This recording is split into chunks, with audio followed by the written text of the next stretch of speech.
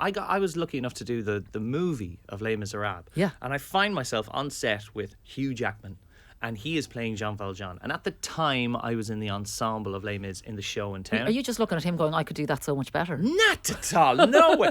You are listening to The Morning Show with Kathryn Thomas right here on Dublin's Q102. Now, he's gone from County Meath to the West End and to Broadway, and now he's in The Morning Show studio. He is going to be coming to Dublin as Jean Valjean in Les Mis, and we are saying good morning to Killian Donnelly. Good morning, Kathryn. How are you? Oh, listen, I always love seeing you. It is such a pleasure to have Thank you here you. again, and I was dying to chat to you because only last weekend I went to the West End for the very first time. For the first time. Tell me about it. What did you see? I went to see Matilda. Oh, amazing. With my 8-year-old. It was like a little mom and daughter getaway, a night away in London. We've Special. never, and you have kids like when you just don't get the time on your own with them a lot of the time.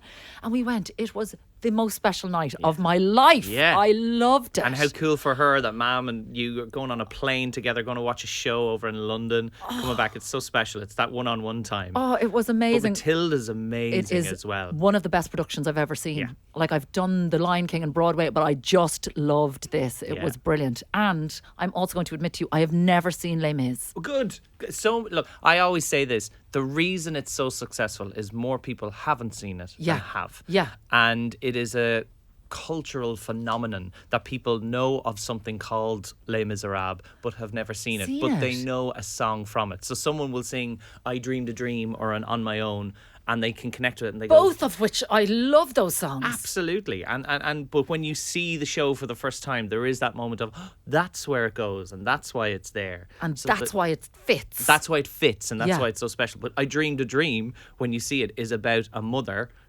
singing for her daughter. So all these moments in Les Mis are why it's lasted so long.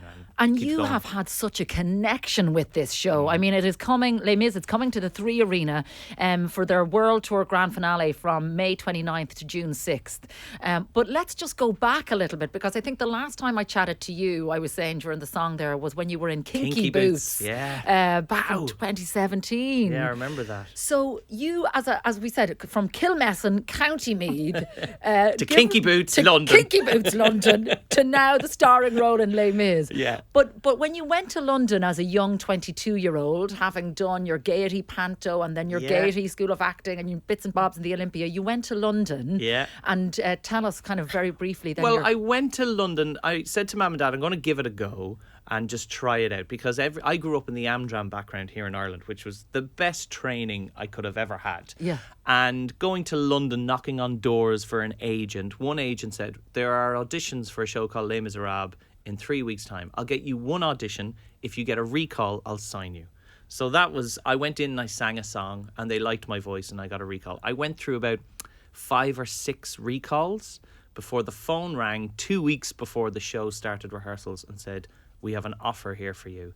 And that was when my life completely changed, because a professional theatre job here in Ireland, like you mentioned the Pantos, that would probably be one of the longest contracts I had, probably 10, 11 weeks, where in Les Mis London, it's a 12-month contract. And I Wow. go, so for the next year, I'm employed as an actor, and I can no longer beans on toast. So I'm going to throw in a bit of mashed potato there, you know what I mean? So it was that sort of world, and those doors opened up. And Les Mis was my training to build my voice up, because I always tell people, young musical theatre actors, go to as much training as you can and work on your voice, because you will be 2 shows or 3 shows in and your voice will go.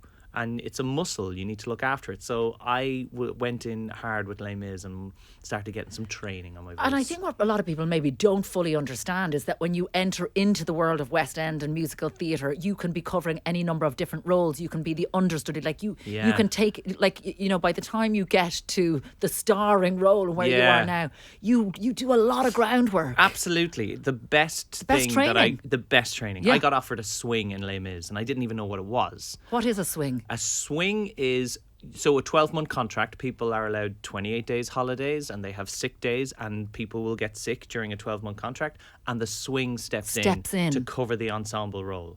And with about 15 male roles in Les Mis, someone is bound to be sick or on holiday. So I was never off, and I would be a different character every show. So I loved it. Instead of playing one role, I covered 10. Wow. So I knew Les Misérables like the back of my hand after a year. So the following year they offered me more, and then the following year they offered me a role.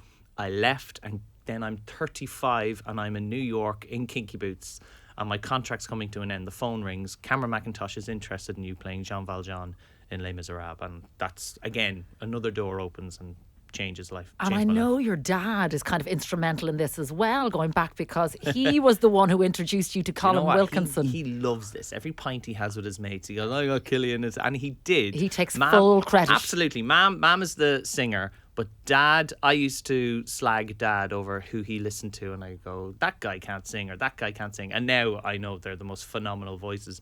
But he goes, you want a singer? Here's a singer. And it was Colin Wilkinson, Stage Heroes was the CD. And one of the tracks on it was Bring 'Em Home. And I listened to it, and I just put it on again and again.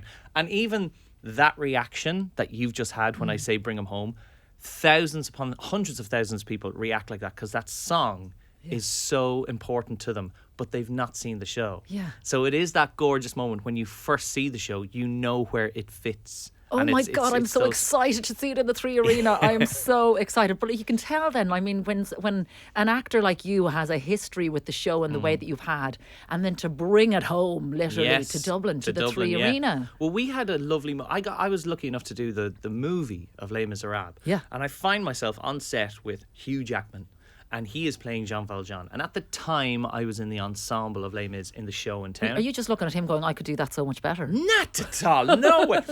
Because it's the 60 people behind the camera that he's able to be comfortable in front of. I wasn't. But he, in between takes, he'd go, are you in the show now? I go, yeah. And he goes, so what does Valjean do at this bit?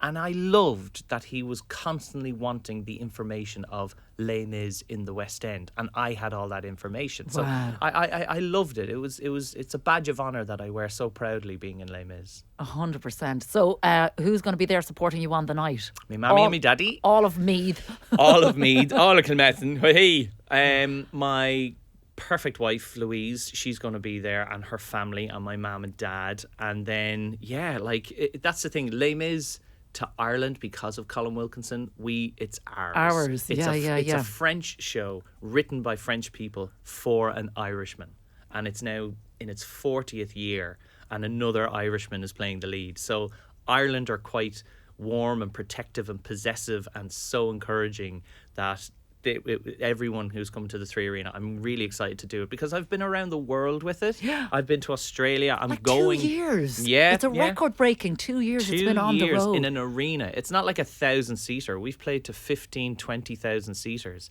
And we did 6 weeks in Australia. I'm going to New York with it. I'm going back to London with it. But I said to Cameron Mackintosh at the start, thank you so much for this opportunity. If this is ever going to Dublin, I have to play Jean Valjean. He turned around and he went, we'll yes, absolutely. Well, we'll see. And I go, there's no we'll see. I have to do it. Yeah. And then when the call came through, I was over the moon. So every venue we've been to, I've been so lucky. Yeah. But Dublin is where I've been dying to do it. Yeah. Dublin is the one. Oh, wow. And how are you managing with touring and being on the road? What age is you such a perfect wife? My perfect wife, Louise. She's at home looking after our 6-year-old and our 2-year-old, Tig and Fia. How are you managing parenting? She is. She is doing it all. Louise used to be in the business, so she understands it, thankfully. Okay. And we always say we have those selfish kids that like to eat every day. So we have to work. Louise works, and my job takes me around the world. But it's great because I'm home, bizarrely, I'm home a lot. I could be home for 3 months solid and then have to go away for a month. Okay. Or I could be home for 3 weeks and have to go away for a week. Yeah. And when you're an actor, you make a bit of money, but you live off of your savings. So I do love being home, being a dad, being a husband, doing the school runs. I love all of that. It's when the work comes up that I'm grateful, but it gets in the way of real life. Yeah. So it's those sort of things where Louise is keeping us going at home. And incredible for you in the profession that you're in, seeing the kind of the talent that's happening at the moment. Jessie Buckley, Paul Mescal, both who started in musical theatre as well. I mean, what a ground! Musical theatre gets a bad rap because they think it's not real. Everyone thinks when you say musical theatre, it's jazz hands, it's top hats, it's tails. But what musicals do is if you're singing, something has happened in the dialogue, so it's being the music is fueling the narrative, and not a lot of people are able to do that. You can say "I love you" in 3 words, or sing it in 3 minutes, and it would have so much more meaning. Yeah. And when I was in Phantom of the Opera playing Raoul when an email came through from a news reporter, and they said there's a show in Malahide doing their own Phantom of the Opera with students. Would you mind reaching out to the Phantom and saying hello? And I went, absolutely. What's his name? Paul Mescal. Will you send him a little hello? And I was like, hi, Paul. My name is Killian. Da, da, da, da. And then before I know it, he sends back a message. And then years later, Normal People happens. And it's just this phenomenon that is Paul Mescal. But knowing he came from musical theatre, Jessie came from musical theatre, it is, again, a badge of honour that I wear. Oh, 100%. It is so good to see you. So good to catch up with you. And we're very excited because we're all going to catch Killian in Les Mis in the 3 Arena for the World Tour Grand Finale, May 29th to June the 6th. Get your tickets. I, for one, will be there and now make sense of all these songs. I can't wait. There you go. I cannot wait. Killian Donnelly, a pleasure. Thanks so much.